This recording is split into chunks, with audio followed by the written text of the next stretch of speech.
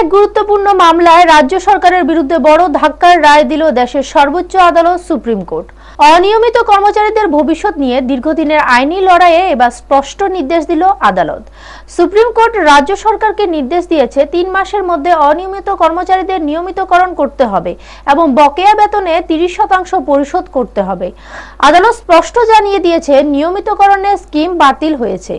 এই অজুহাতে কর্মীদের নিয়মিতকরণ থেকে বঞ্চিত করা যাবে না। এই রায়ের ফলে ত্রিপুরা রাজ্যে প্রায় 40,000 অনিয়মিত কর্মচারীর উপর সরকারি প্রভাব পড়তে পারে বলে মনে করা হচ্ছে। দীর্ঘদিন ধরে অনিশ্চয়তার মধ্যে থাকা এই কর্মীদের জন্য আদালতে এই নির্দেশ অত্যন্ত গুরুত্বপূর্ণ বলে মনে করছেন সংশ্লিষ্ট মহল। এ বিষয়ে রাজ্যের সিনিয়র আইনজীবী পুরুষোত্তম রায় বর্মন বলেন, সুপ্রিম কোর্টের নির্দেশ অনুযায়ী নির্দিষ্ট সময়সীমার মধ্যে রাজ্য সরকারকে প্রয়োজনীয় পদক্ষেপ নিতে হবে। আদালতের নির্দেশ এড়িয়ে যাওয়ার সুযোগ নেই বলে তিনি মন্তব্য করেন। ব্যুরো রিপোর্ট, নিউজ তৎকাল 24।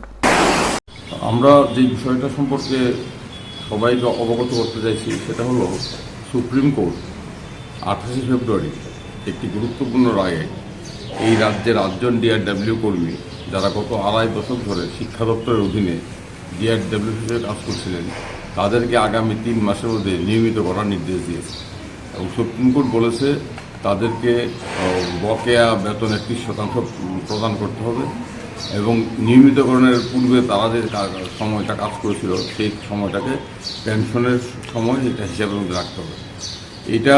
এর একটা প্রেক্ষাপট আছে। 8 জন শিক্ষা দপ্তরে ডিআরডব্লিউ কর্মী তারা কাঞ্চনপুর হায়ার সেকেন্ডারি স্কুল এবং গঙ্গানগর উচ্চ বিদ্যালয়ে 25 বছর ধরে ডিআরডব্লিউ হিসেবে কর্মরত। তারা ত্রিপুরা উচ্চ আদালতে 2022 সালে একটি মামলা করেছিল। তৎকালীন বিচারপতি মাননীয় অরিন্দম রোধ মহাশয় তাদের মামলাটি খারিজ করে দিয়েছিল। মাননীয় বিচারপতি বলেছিলেন যেহেতু রাজ্য সরকারের নিয়মিতকরণ স্কিম 31 জুলাই 18তে বাতিল হয়েছে তাই তারা নিয়মিতকরণ করার দাবি করতে পারেন না। এর বিরুদ্ধে আমরা ডিভিশন বেঞ্চে আপিল করেছিলাম। ডিভিশন বেঞ্চও একই যুক্তিতে আমাদের আপিল খারিজ বলেছিল যেহেতু রাজ্য সরকার নিয়মিতকরণ করার স্কিম তুলে নিয়েছে তাই নিয়মিতকরণ করার দাবি জানানো যাবে না, অধিকার নেই। এর বিরুদ্ধে এই 8 জন একদম প্রান্তিক অংশের মানুষ তারা সুপ্রিম কোর্টে গিয়েছিল।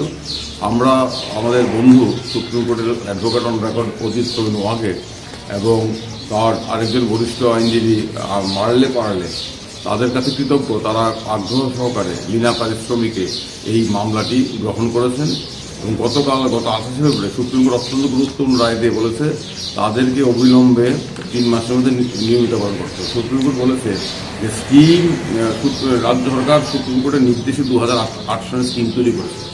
এখন স্কিম বাতিল হয়ে গেছে এই যুক্তিতে এইভাবে বছর পর বছর তাদেরকে এই ধরনের শোষণমূলকভাবে তাদের থেকে শ্রম আদায় করা যাবে না। এটা অন্যায়, এটা অযৌক্তিক এবং তারা যে কাজটা করছিল এটা হলো মৌসুমি কাজ নয়, এটা দপ্তরের মূল কাজের অঙ্গ। সেই কারণে তাদের নিয়মিতকরণ করতে হবে, 3 মাসের মধ্যে নিয়মিতকরণ করতে হবে। এ থেকে নিস্তার পাওয়ার রাস্তা নেই, কারণ আমরা সবাই জানি এই সুপ্রিম কোর্টের উপর সুপ্রিম কোর্ট ভারতবর্ষে নেই।